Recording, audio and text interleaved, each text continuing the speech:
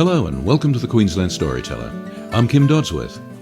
Today it's my great pleasure to bring you an author new to our program, Erwin Cabucos. Erwin is from the Philippines and he's been living in Australia for 13 years now.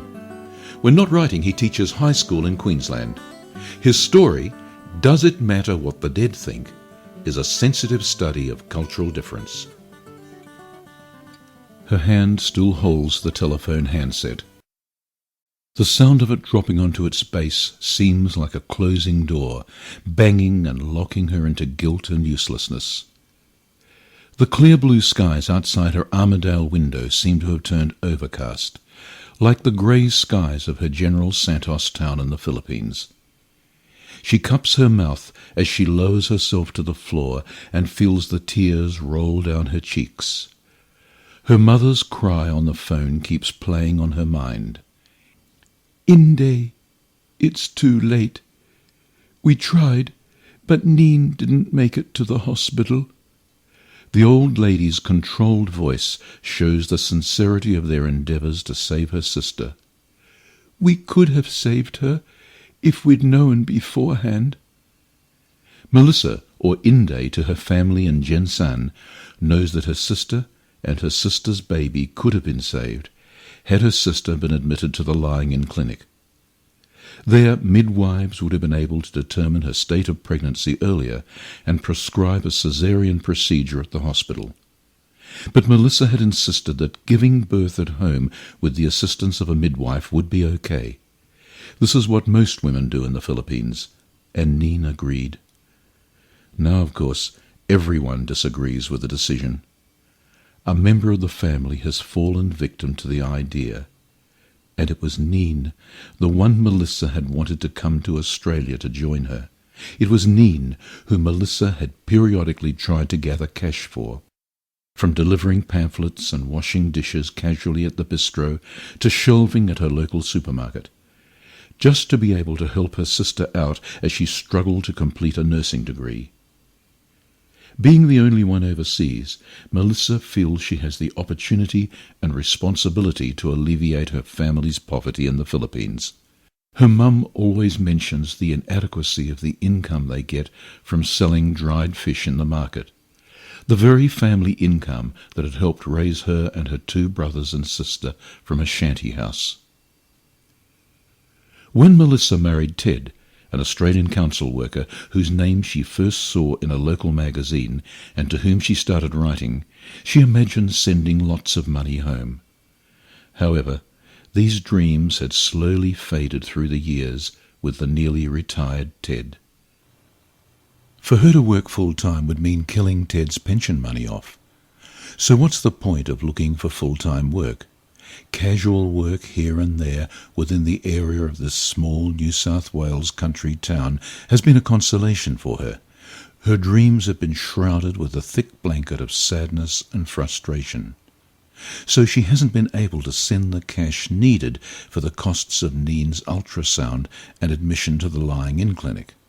At that time, though, she thought Neen's husband could get by. Besides, her main concern was really only to send Neen to school, and she had done that. She graduated.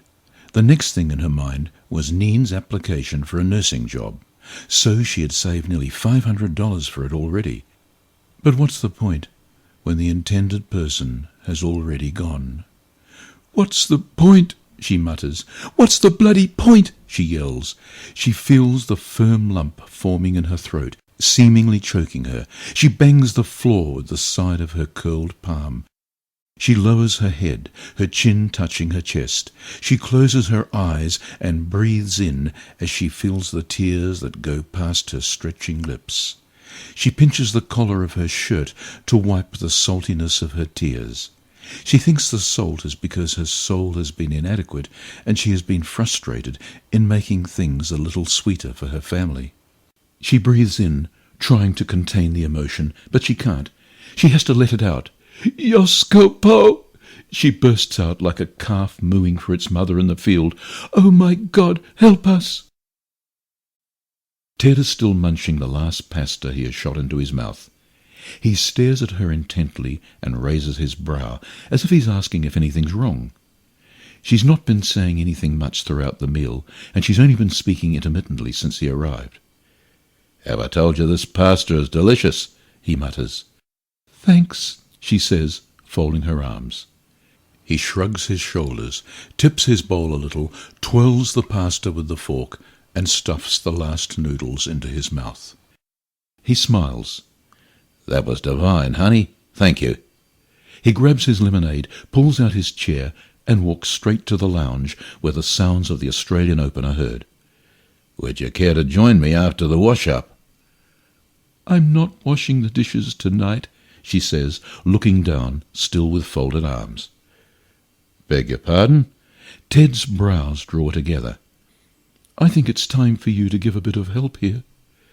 "Since when did the flow of the tide change?" "I'm tired tonight. I don't feel like washing up, and someone has to do it." "What's up yours?" Melissa suddenly freezes and feels the tears nearly escaping her eyelids. "My sister died, and I want to go back to the Philippines." The cup in his hand nearly falls as he tips backwards. "Oh, I'm sorry, darling. Goodness me, what happened?" His eyes look sincere as he is getting up and walking towards her. Melissa sighs. "Childbirth. Got no money. Died. Gone. Life sucks." She has been strong in withholding her emotion, but this time she just can't control it. She stares at one spot of the room while her tears flow. "I want to go home. I've never been home, and it's been ages. Ted, I can't bear to think about the pleasure-seeking lifestyle we have here in Australia, and the survival lifestyle my loved ones have to endure over there. It's weird. It doesn't feel right." "Darling, you can't solve the poverty of the Philippines. You simply have to accept the fact that it's a poor country, a third-world country. And if everyone's struggling over there, then so be it. Maybe they're destined to do so." Melissa feels sick. She doesn't know what to say. They didn't choose to be poor. They don't love nor want to be poor. She feels that she probably doesn't know many things about world poverty, economics, and that sort of thing. But she does know she's happy every time she sends money home. She feels she's done her bit to make things a little bit better back home. "Darling, you'd be better off sending your money. You can't make your sister alive, that's for sure. She'd probably appreciate it better if you spent it towards the funeral and the needy family left behind than having to see your sorry face." She snorts, bawls, and runs to the bedroom. There's a heat running along her back, feeling like thorns pricking her. She suddenly feels exhausted, too tired to say something back to Ted. There's no point in arguing with him. He's never been to the Philippines. His narcissism is overpowering. It always dominates their talk, from his superannuation, to his savings, to his financial advisors, to investment options. It's all about him and his investments and his pension. It's all about his pension that hampers her to move and work in Brisbane or Sydney. She's only in her late 30s. What's stopping her? She sighs. She shakes her head and thinks that there's no point crying over spilled milk. She allows silence to take over everything she feels now. Everywhere she looks seems cloudy and overcast. She just wants peace and nothing to think about. That is what she has learned in the process of being resilient for so many years. Silence of the mind. She closes her eyes and lets the sounds of the TV go along with the breeze that fans and cools her this summer night. She hears Ted's footsteps coming towards her, perhaps to check how she is. She hears him leaving and slumping his bottom again on the couch in front of the television. She breathes in. She feels her heart racing. She imagines her blood rushing. She tells them to slow down. A church lyric lulls her. Peace is flowing like a river, flowing out to you and me. His peace is flowing like a river, flowing out to you and me. She hears the train, chugging its way back to Sydney. The wind slowly fades the sound and turns it into a momentary ambience, making her angry and frustrated. A disappointed soul wandering through rolling hills. What if she leaves him? and moves on her own to Brisbane or Sydney or anywhere. And that concludes our story for this week, Does It Matter What the Dead Think, by Erwin Cabucos.